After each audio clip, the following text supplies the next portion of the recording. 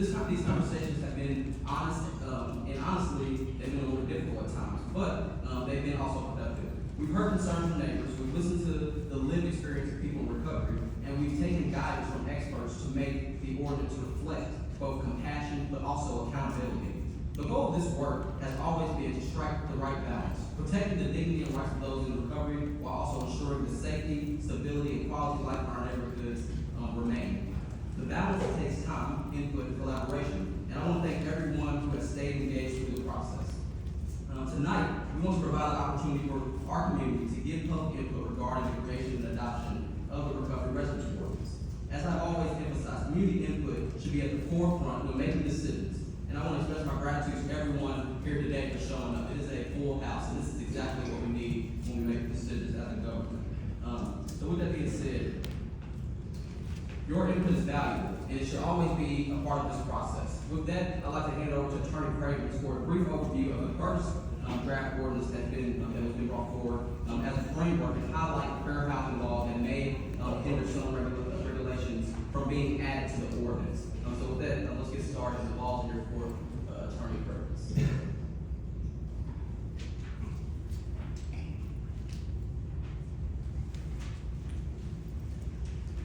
Good evening, council members.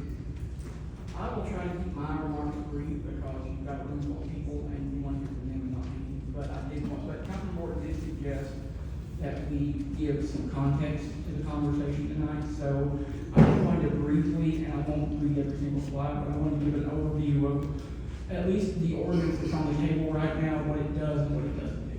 So why are we here tonight? Why now? Well, the why now is because as part of the 2023-2024 regular session, the Kentucky General Assembly enacted a new law. And the new law does two things for our purposes for this discussion. Number one, it prohibits the operation of recovery residence unless the operator has been certified. And number two, it gives local governments the authority and legal standing to impose civil fines and initiate legal actions against recovery residences, aka sober living homes, that operate in violation of state law. So, we can regulate now, but we also need to be mindful of the legal guideposts and the legal landscape that we're operating in, that we're regulating in. So I kind of want to give context with regard to two federal laws briefly that have bearing on this. One is the Fair Housing Act, which generally prohibits discrimination in housing on the basis of disability. And for our purposes, disability is defined as a physical or mental impairment that substantially limits one or more major life activities, and physical or mental impairment includes alcoholism and drug addiction. So that's one guidepost.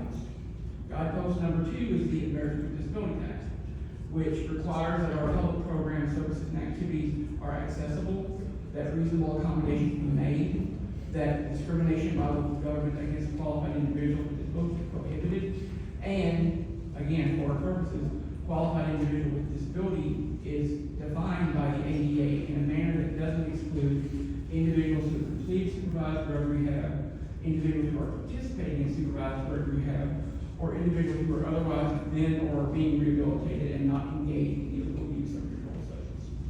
So, bottom line of all that is, individuals in recovery with substance abuse disorders generally qualify as disabled persons protected by both the FHA and the ADA. So, because of that, federal law prohibits LWCG from prohibiting or significantly regulating recovery residents in a manner that would discriminate in housing on the basis of disability, deny equal housing opportunity on the basis of disability, or treat groups of persons with disabilities less favorably than groups of non-disabled persons. So, that's all context for what we're here to talk about, which is the draft ordinance that we prepared for the County Council. So mindful of those guideposts, the draft ordinance, here's what it does. It adopts the state law requirements for recovery residences, including certification. It requires operators of recovery residences, aka sober living homes, to provide proof of that certification to LWCG. It requires a license renewable annually with supporting documentation and information for purposes of making sure that recovery residents operators remain in compliance. And the licensure is really the vehicle by which we're administering and overseeing the certification requirements. It requires recovery residence operators to obtain a zoning compliance permit, and requires operators to provide notice to a budding owner upon application for a permit. It creates an enforcement scheme that authorizes civil citations and civil penalties against operators who violate the ordinance, including the remedy of recording liens. But it also countervails that with an appeals process that's protective of due process. And we built into the ordinance a 6-month period, kind of a grace period or a come into compliance period following passage to allow operators to have adequate time to comply. Now, what it doesn't do is almost as important as what it does do. As I said, the legal guidepost that primarily concern me as the attorney for the city is the FHA. And so, mindful or requirement to comply with the ADA and FHA, the proposed ordinance does not regulate recovery residences differently from a land use perspective, aka where they can be or how they can operate. This is a residential use and should be treated the same as other residential uses from a zoning and land use perspective. And so, bear in mind that what we're talking about when we say recovery residences, aka sober living homes, they're like residential uses of groups of individuals who are otherwise protected by the FHA and the ADA. It also doesn't regulate the proposed ordinance also doesn't regulate density, aka spacing requirements. And again, that's because the FHA and the ADA prohibit treating groups of protected individuals less favorably than groups of non-protected individuals. The idea of that the example that I used when I presented this back in April, I think, was if a campus house of 4 students wouldn't be subject to a density requirement, I have trouble defending a density requirement for a sober living home because it's 4 unrelated people living together in a residential home. So, again, what we're not doing in this ordinance, mindful of both the FHA and the ADA, is treating these houses as like a land use that we can regulate and prohibit in certain areas, or regulate density, aka we can require that they be spaced a certain way. Because again, what I would have trouble doing is defending how we're treating sober living homes differently with other groups of individuals who live together, so who are not protected by the ADA or the FHA. So that's kind of the high-level overview of what we're doing and what we're not doing. Again, as I think I said when I presented this earlier, I don't have the hubris to believe that I present you a perfect ordinance. It can certainly be improved upon, and hopefully the feedback you get tonight will help you do that. So, that being said, that's kind of where we are. Thank you very much, Mr. Perkins. All right. Now we're going to move on to the public portion of our meeting. And as you know, this is a digital sign-in process. As we advertised, this meeting will only go till 8 p.m. We might not get to everybody on the list. Looking at the list, and there's a possibility that we won't. If not, we still want your public feedback. I'm going to share this link at the end of the meeting, but also now we have formed an engagement opportunity on our Engage Lexington page, and that is it's on the screen, engage.lexingtonky.gov/recovery residences, or you can scan the QR code. And if you go there directly after the meeting at 8 p.m., you will be able to put in public input in a written form, and we will all be able to see that. So just know we still value your opinion and your input if for some reason you don't get to come to the mic this evening.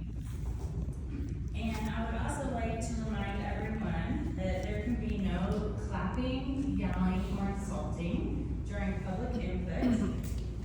When I call your name, please restate your name and your council district for public record.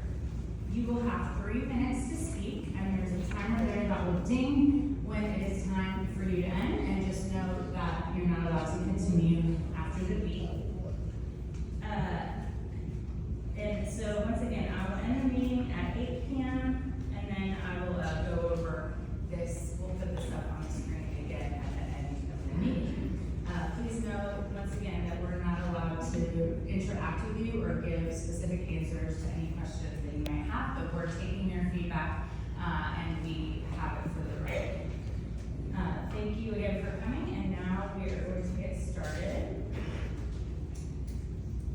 So, I am going to call, at times, a few names, so if you hear your name, but you're not the next person, please, stand in line behind the podium so that you're ready to go. This helps the meeting go more smoothly.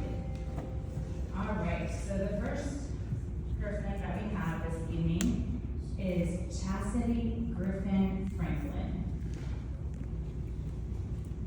The next person to get ready will be Carl Burgess, and it looks like is Mary Riddle here?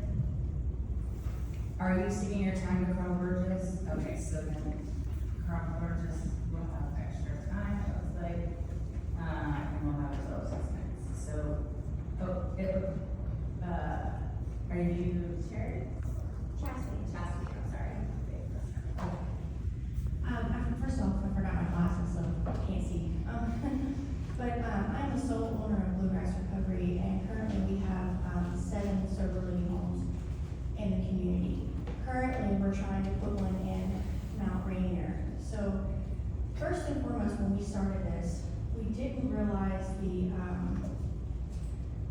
for better terms, the backlash that we would get with coming into the community. Because the community that I'm from in Lexington is welcoming and open arms and loving. Instead, just this past week, we got told, and no one even lives in the house yet, that we are trash, unwanted, and not needed in the community by the neighbors. I find that appalling because I can't think of one person that sits here today that isn't affected by addiction. And that's really what sober living is about. It's community living, putting people together that struggle with the same disability that want a hand up, not a handout.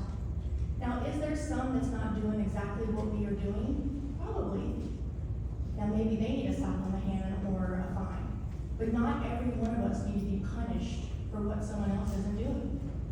And I really think that's what this is all about. The ordinance is like, I don't want you in my community. I'm gonna tax you as much as I can tax you with this or that, so I can make sure that you're not in my community. And you have to ask yourself, if you have a family member that struggles with addiction, what makes them any different from the person that's living in these sober living homes? Nothing. I can't think of one thing. Bluegrass Recovery is what I own, and it was founded on the back of my sister overdosing August 19th of 2021. And when she passed away, she was in sober living, and she got kicked out because she failed a drug test. That's accountability. And some sober livings, not all, but they do hold you accountable. And they do make it a better place for our community. Because you have to really think, if they're not holding them accountable, who is? Because if you take a look right now downtown, the homeless population is crazy. I worked street outreach for 8 years. And it's everywhere. And most of them want help, but they don't know how to get help. That's all I have to say. Thank you. So next is Carl Burgess, who will have 6 minutes, and then after that is Brandon Franklin, if you would please line up. Thank you. Good evening. Please say your name and your district. I'm sorry. Carl Burgess, District 8, and I'd like to welcome district members for this evening. What I'd like to bring to the point, our particular area on Mount Rainier, we're a local neighborhood that is partly and consists of mostly seniors and a few families with small children, and we'd like to keep it that way. I'd like to tell you many things that we'd like to know is what is the reason that the local residents in our area were not notified of this business. We found it through word of mouth.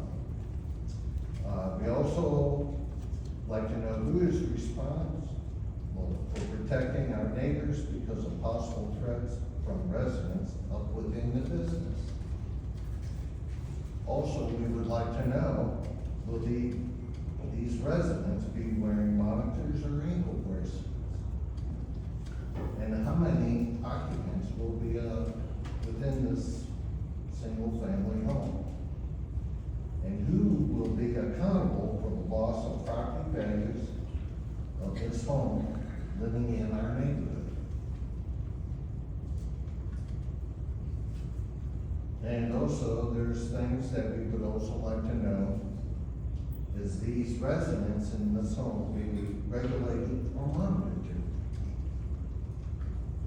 And also, from many members in the neighborhood are asking, are these people within the residence going to be pedophiles, drug abusers, gang members, or other such crimes that endanger our local neighbors, including families with children? And also, we would like to know, has there been incidents with these type of homes in the neighborhoods that they've been in? And what is the percentage? We would like to request some ordinance be placed. Also to keep in guidance with the federal and state law. But we would like to have mandated a license and permits on this occupancy. And also, we would like to have, bear with me here a second. And when these people are being monitored, who is gonna check them? And what repercussions? And I yield the rest of my time. Thank you. Thank you. And next is Brandon Franklin, and after Brandon Franklin will be John DeCosta. Good evening, my name is Brandon Franklin with the 8th District. My husband, this is Sassy Franklin. I struggle too as well. I've been struggling with alcohol and drug addiction for the majority of my life. And I know I was kicked out and thrown out. I was in and out of jail a lot. And these recovery houses and these sober livings, they really helped me in my journey today. There was people in these programs that taught me how to live life. You know, to help me accountable and to provide me with a structured environment. And I believe our team has done the same thing with Progress Recovery. You know, we have house managers on site. Basically, we treat them like a family as well, because I don't think there's a day that goes by that we aren't at the house, not any houses. We're in constant communication, drug testing regularly. There are no sex offenders or registered sex offenders in the houses in our sober living homes. I don't know if I'd be here today if there wasn't any sober living programs when I was trying to get sober. So I'm truly grateful for sober livings. You know, places like the Shepherd's House, the Walker's House, Primary Purpose. And I've used, Chastity, we've used some of these things to kind of set the tone of our program. I think we do pretty good, you know. That's all I got. Thank you. Next is John DeRosa, and then it will be Odell Haggard. Please come to say. Good evening, I'm John Rosa from the 12th District in the Blackbird Oaks neighborhood in Hamburg. I live in a house that abuts one of these houses, and I didn't know that I was supposed to be notified about any of this, so just to point that out. I'm not here to comment about the individuals that live in my backyard, but this is more about land use, neighborhood integrity, and our legal covenants. Our neighborhood was deliberately zoned and developed as a single-family residential. We all bought homes here with the expectation that their area would remain consistent with those restrictions. Our recorded covenants specifically prohibit uses that create a nuisance or that change the character of the neighborhood. A sober living home, by definition, functions as a group home or a boarding house. This is not the same as a single-family dwelling. and it violates the intent and spirit of both the zoning laws and our neighborhood covenants. Second, introducing commercial style roofing facility in the single family subdivision with serious concerns about safety, parking, noise, and increased traffic. These are not speculative, so roofing homes typically involve multiple unrelated adults, as I've experienced, as they're in the backyard all the time, rotating staff or supervisors, which are there all the time, and higher vehicle usage than the single family homes generate. This directly impacts neighbors' enjoyment of their property, and I personally experienced this for the past 6 months. Third, allowing sober living facility to operate here sets a precedent. If we continue to allow this, what prevents additional group homes, boarding houses, or other commercial small operations from appearing in our neighborhoods? That would erode property values and diminish the residential character we all rely upon when investing in our homes and our neighborhoods. Finally, we must uphold the covenants that bind us all. We're in place to protect the stability, safety, and residential nature of our community. Approving or ignoring a use that clearly conflicts with those covenants undermines the very foundation of our neighborhood standards. And so we talked about the federal laws, understanding all that, but some people live in HOAs, and some people commit to those rules that we have to commit to, and those annoyances. So we should be more protective than people who don't live in things like HOAs that have to deal with that already. In closing, I just urge this body to reject future proposals and go with an ordinance that is fair for everyone. Again, this is not about denying people support or help, it's about ensuring that such facilities are located in areas appropriately zoned and designed for them, not in the middle of single-family neighborhoods. Thank you. Thank you. Next, we have Odell Hatter and then Michaela Key. Hello, Bill Hager. I'm assuming District 4. I'm just moved here recently, but I've worked here the last 5 years with recovery subdivisions and street outreach. All right. I'm just going to talk about comments pretty much on the benefits of what recovery housing and sober living look like in the communities and the city as a whole. Recovery housing and sober living programs play a critical role in strengthening the fabric of Lexington, Kentucky. These homes provide individuals in recovery with stable environments they need to maintain sobriety, rebuild their lives, and rejoin the community as productive citizens.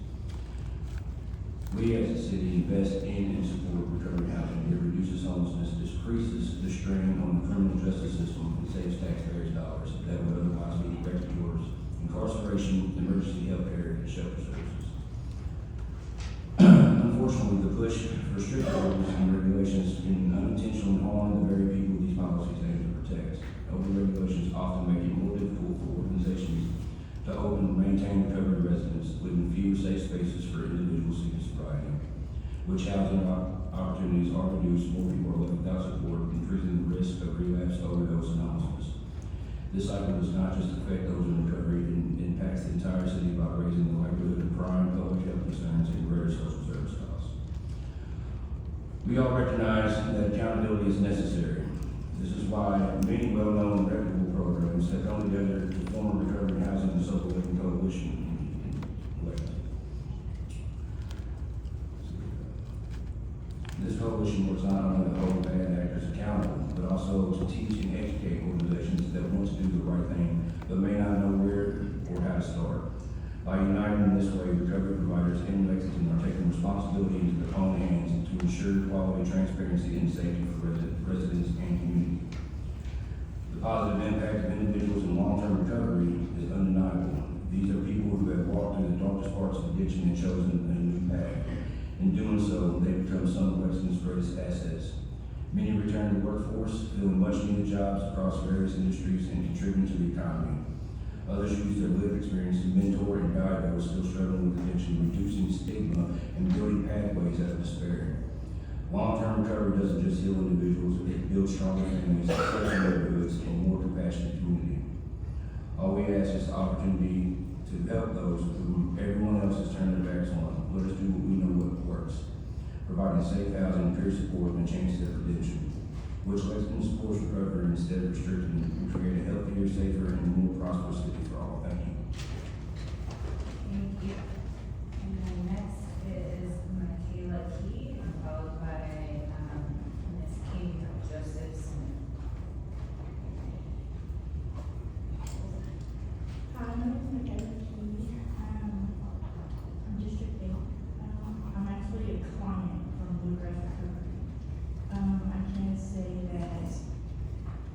felt tremendously. I've only been here 3 weeks and I've already progressed so much. If it wasn't for Chastity and Brandon, I don't know where I would be.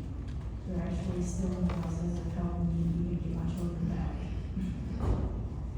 And if it wasn't for them, I really don't know where I would honestly be, as I have struggled with drug addiction in my past. So yeah, I'm just thankful for them. That's all. Thank you. Next, we have Joseph Smith, and then Steve Hensley. Hi, I'm Joseph Smith. I actually work for Bluegrass Recovery. I went all the way through What's the your district? I'm sorry. District 8, I'm sorry. Thank you. I've actually went through the program and started working for Bluegrass Recovery, and I've watched it change a lot of people's lives. I've watched it help a lot of people, and you know, there is people that come through here and don't make it through. They go into other programs and do other things, but for the majority of it, I've watched it change a lot of people's lives and do a lot of really, really good for people. There's always ups and downs to all of it, you know. There's good and bad in everything you do in life. But if I had to stand behind anything, like I said, and I work for them, I've made a career path to actually work for them and stay with them, I wouldn't change it for anything. You know what I mean? I really like what I do, and I really like helping people. And I feel like giving them an opportunity, we can help a lot more people. That's all I got. Thank you. Steve Hensley is next, and then Heather Brandon. Being in sober living, I can say Sorry, that. could you say your name and your council district? My name is Steve Hensley, and I'm with District 8. I can say that being in sober living opened up a lot of new opportunities for me, and Joseph is my house manager, so I will say he does hold everybody accountable. Nobody steps out of line, and we actually attend class every day, if not every other day of the week. So we are regularly checked. You know, we have to stay in line, and for that, I mean, I'm very grateful. It has given me a lot of structure in my life. If it wasn't for these guys, I don't know where I'd be. They come with a lot of resources. I mean, just to help us find sponsors, just help us reach out to other people, just things that we would not do if we were living on our own terms. So for them, like I said, I'm very grateful. That's all I have. Thank you. Next, we have Heather Brandon, and then Jeff Marshall. I'm with Brandon, okay? I just want to say I'm thankful, grateful for being here. They gave me a second chance, we all need second chances. We all need to live twice. A lot of us die or overdose. And I'm glad to be here, I'm glad to have them here. They're on our side, they help us. And the work with their help, a lot of us wouldn't be here. We'd be on the streets of dead. And so I'm thankful for Chastity and Brandon and our house managers. So that's really all I say. Thank you. Thank you. Next, we have Jeff Marshall, and then William Baker. Jeff Marshall, District 3, this is regarding Kentucky Court. This is an area close to UK campus. My wife and I are very concerned and worried about the safety of our girls. I have 2 daughters that live on that street in separate housing, and they feel uncomfortable when they walk out of the house. They feel uncomfortable that they're being watched. I've been over there and watched this. I've got one that gets up at 5 o'clock in the morning and runs, and she feels uncomfortable coming home and coming back. And I've talked to a lot of the parents, and if you have a daughter, you get concerned as well. I've been having to install alarms on houses to try to make them comfortable at my own expense. And college areas are not a proper place for us, so a living place. I mean, they have parties, and my family and my wife and I are just really concerned about this. We've also heard, not saying this is true, I don't know, we have heard that they only applied for the permit on Kentucky Court after they got called. Thank you for your time. Thank you. Next is William Baker, and then Jeff Marshall. My name is William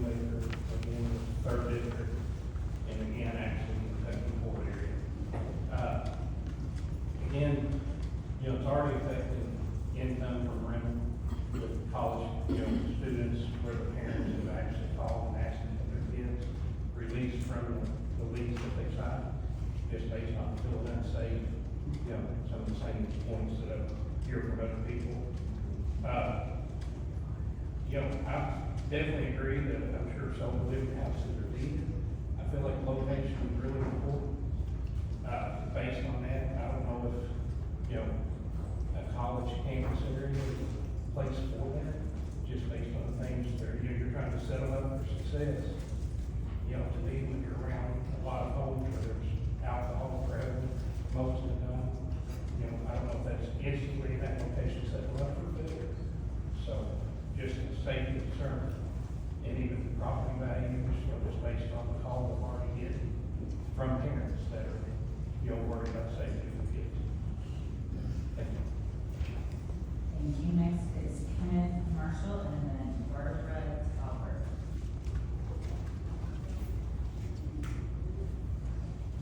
Hello, Kenneth Marshall, District 3.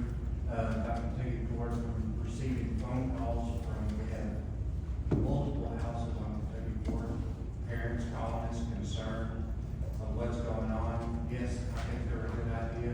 Where, I don't know, I don't have any answers. I know even some of the parents that have boys are concerned of what's going on. They're 18 years old and going down there, you set, have the house set up for success. I mean, just like Phil said, you wouldn't want to put them next to a liquor store. This is all that goes on, unfortunately, on this college street. Also, another landlord that I've spoken to, he's concerned about, he has a UK density. And also somebody has put on one of the social media pages that University of Kentucky saying, be aware, don't let your students or kids live over there. I mean, it's a right or wrong, I don't know that answer, but it's affecting, just like people are moving out. And they moved in one day, moved out the next day, moved the daughter out. So,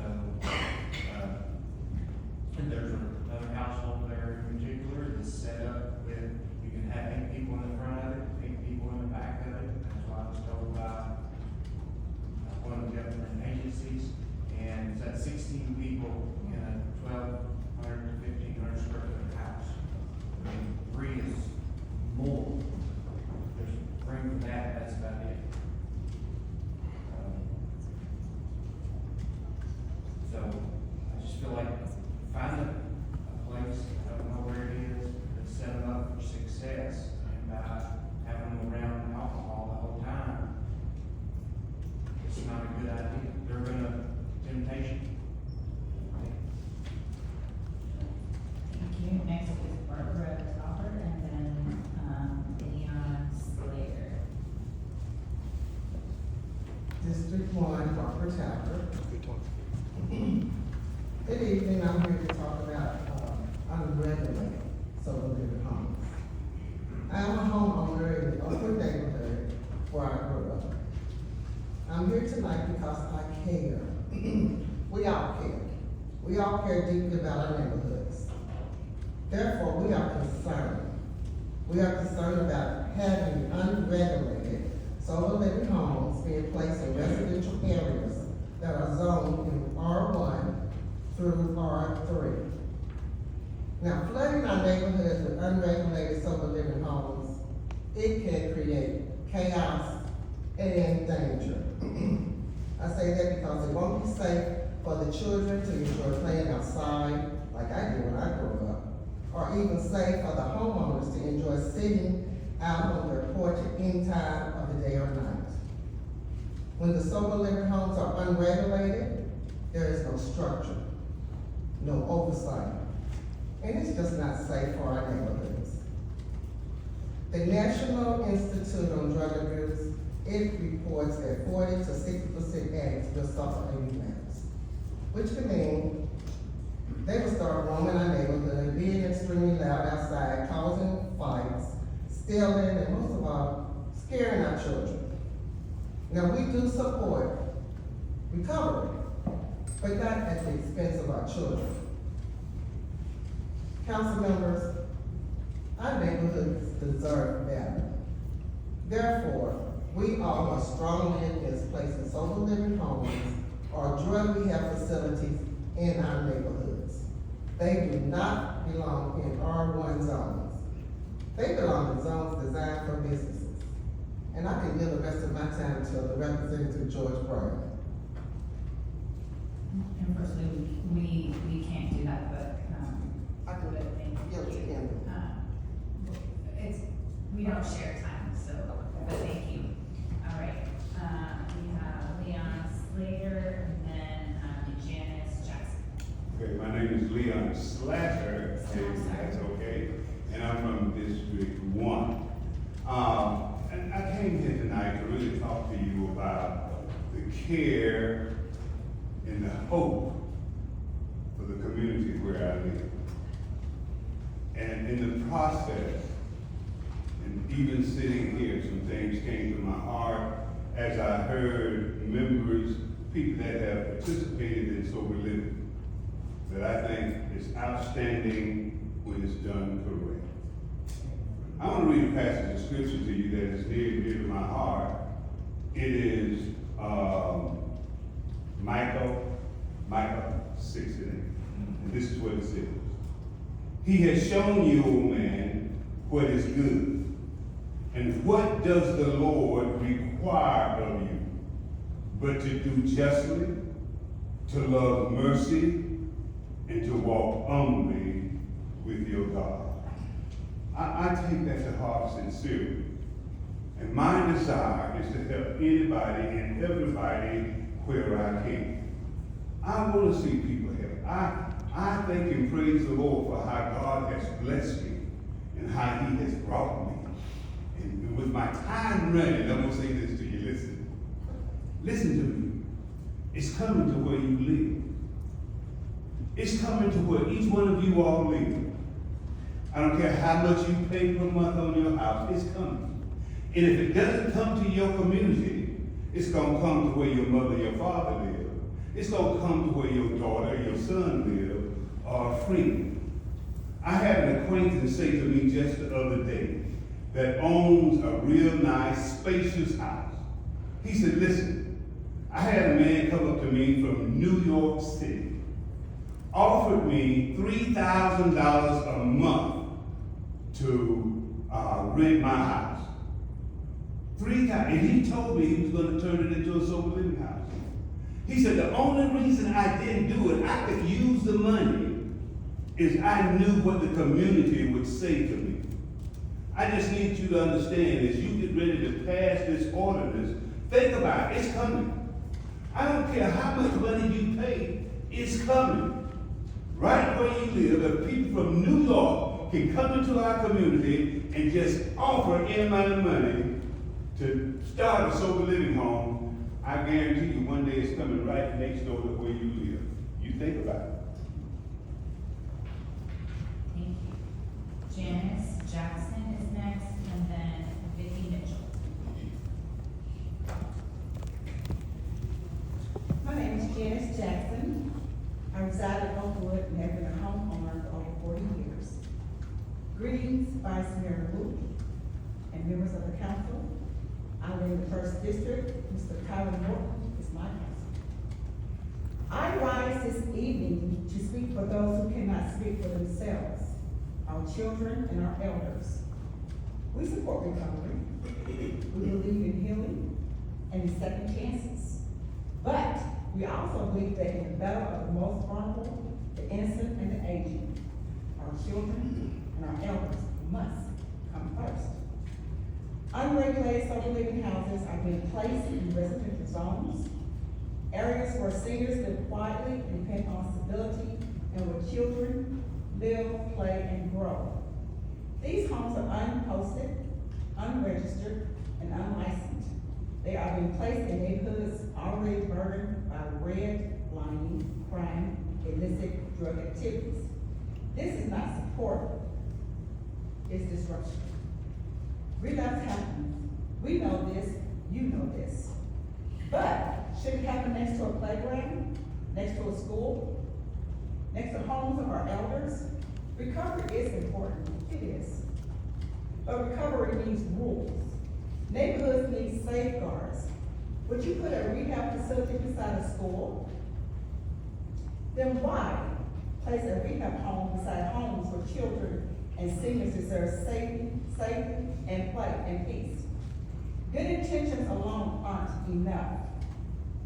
Reckless placement puts lives at risk. We can and should support recovery, but not at the expense of our most vulnerable. Let's protect our elders. Let's protect our children. Let's protect our neighborhoods. Thank you in advance for your time and any consideration in your title on which I have spoken to you this evening. Thank you. Thank you. Next is Vicki Mitchell and then Arnie Green.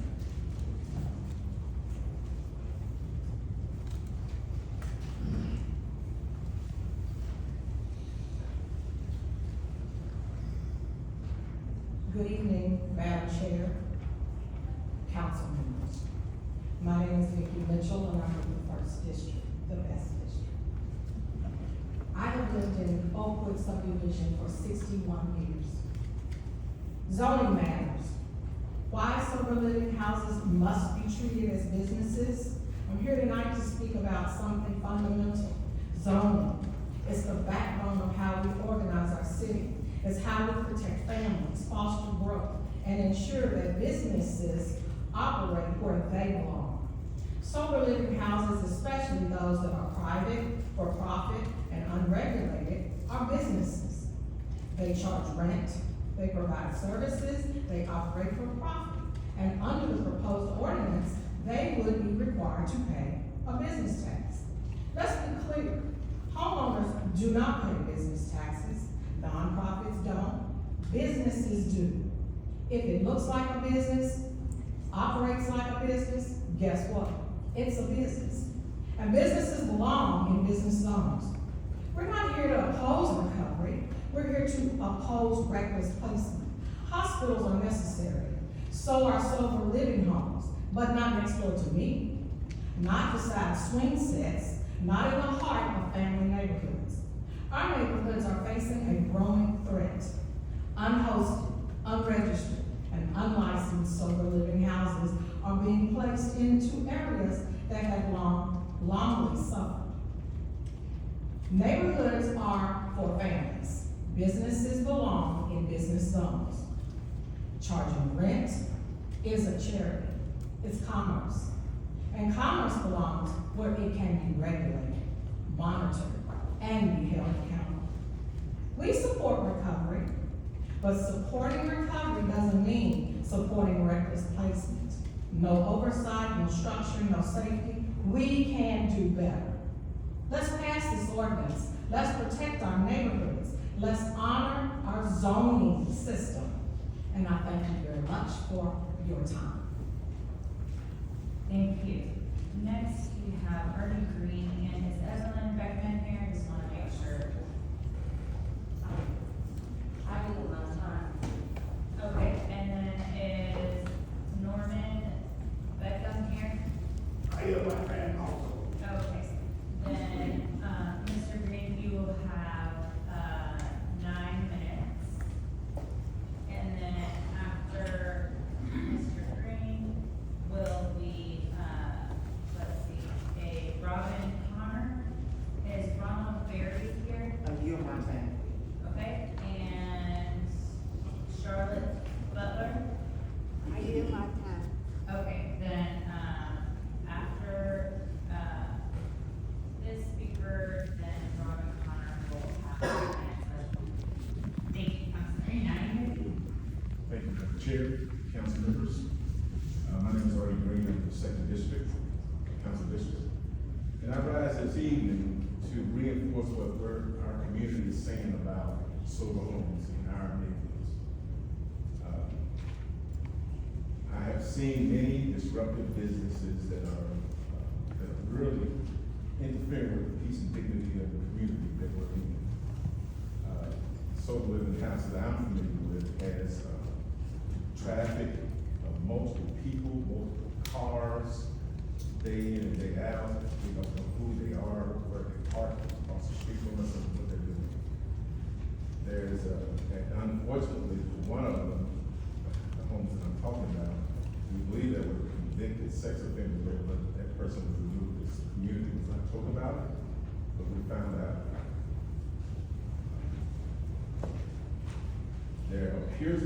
lack of oversight in some of the homes that I'm familiar with. It lacks control of who the people are that they come together. And I'm gonna give you an example in just a second.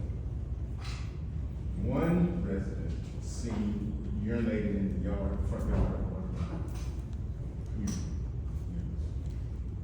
Then he dropped his pants, walked over to a house with a young mother and a child, and tried to walk through the front door. She stopped and she repelled it.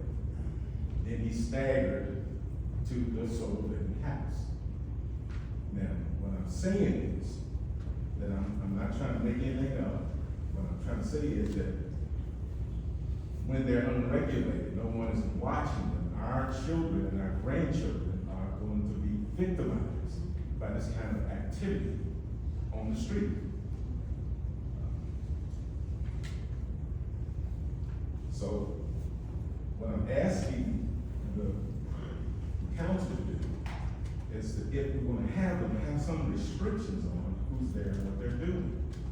Someone needs to be monitoring them, because we don't want to do after the fact that they've done something, because it's already affected our children and our grandkids and our neighbors. So we need to have processes for this business operation, so we don't mind the business operation, but it can be more productive somewhere else. It doesn't have to be in our neighborhood. Is it something more better for them, place for them to be, so that they can do what they need to do in terms of being able to treat the people who need help. But what we're saying is this is impacting us. And so I'm asking that the council make sure that there's monitors there, there's controls, that it's restricted by density. Because if you put too many there, then that's going to be just as disruptive. Many of our faith community, many people in our community want them to be treated. But the problem is that we're having to suffer the labor and the concerns in our neighborhood about our kids and our neighbors. Now, so that's what we're asking about. So we are definitely asking that you all do something to control it. Because it's getting to the point where we don't know what's happening in those places. We're not told. We just basically have to watch out for each other and make sure nothing happens to us. Until you all help us out. Thank you. Thank you. Next is Robin Connor, who will have 9 minutes, and then it will be Jeffrey.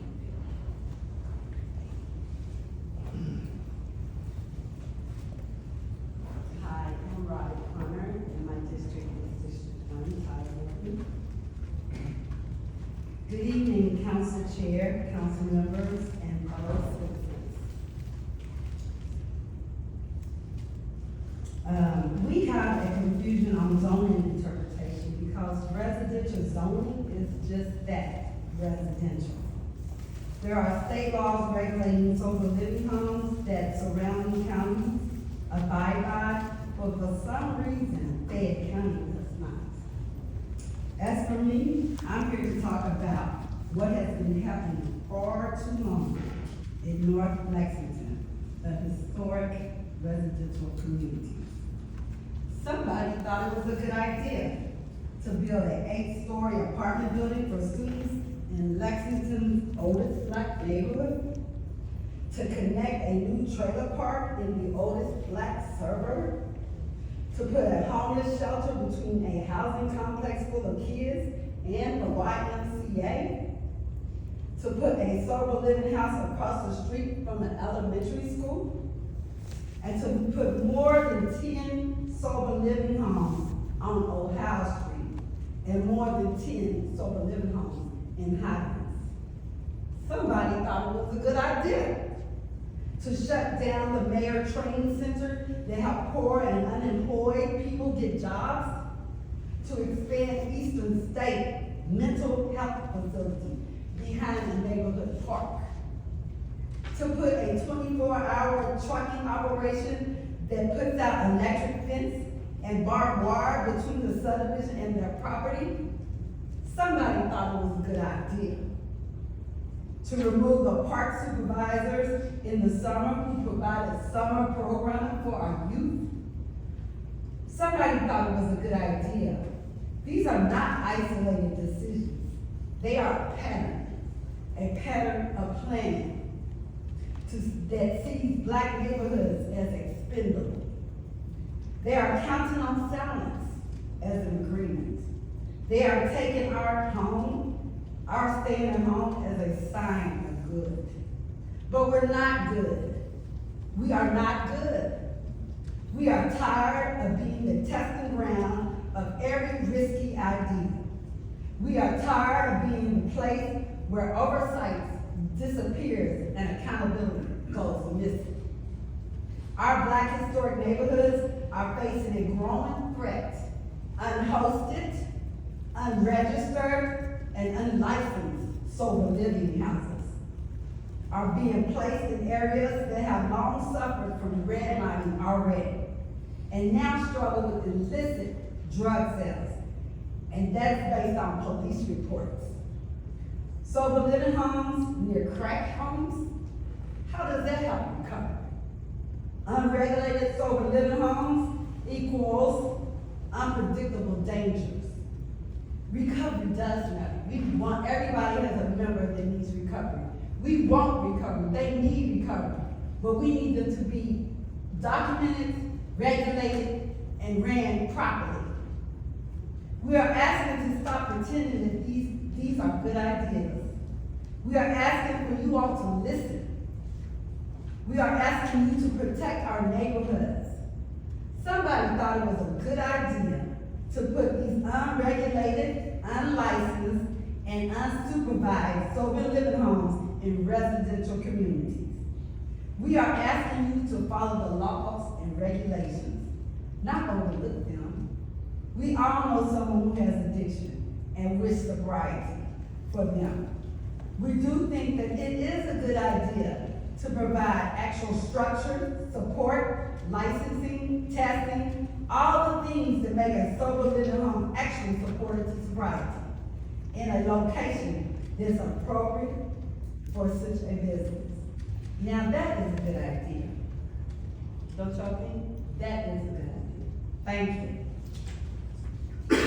Thank you. Next, we have Jeffrey Beatty, and then, after that will be Scott Mulkey, and then, is Dolores done here? Okay, are you yielding? I yield my time to Scott Wilkie. Okay, then Scott will have 6 minutes. Thank you. Good evening. My name is Jeffrey Beatty. I am a member of First District, Tyler Morton is our council person, the council to Madam Chair.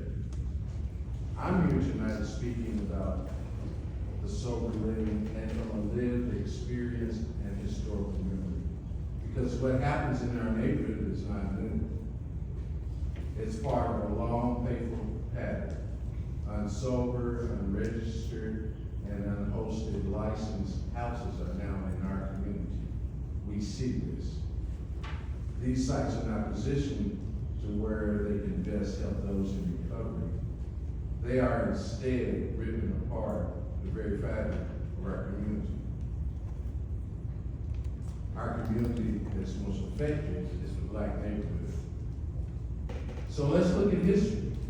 History says that Adamstown and South Hill, vibrant black communities, have now been gone because of the fact that UK's athletics. Okay? Davis Bottom, it was carved up to make an entryway for the university's entrance. Now we look at Davis Bottom.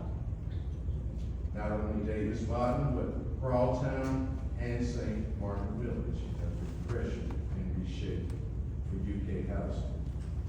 And also Oakwood Estates. I've lived there most of my life. Oakwood Estates is the only subdivision in Lexington, and please hear me, that has in the backyards of homes commercial property. I'm saying this is that because in the back of our park, that they just spoke about is that there's a trucking company.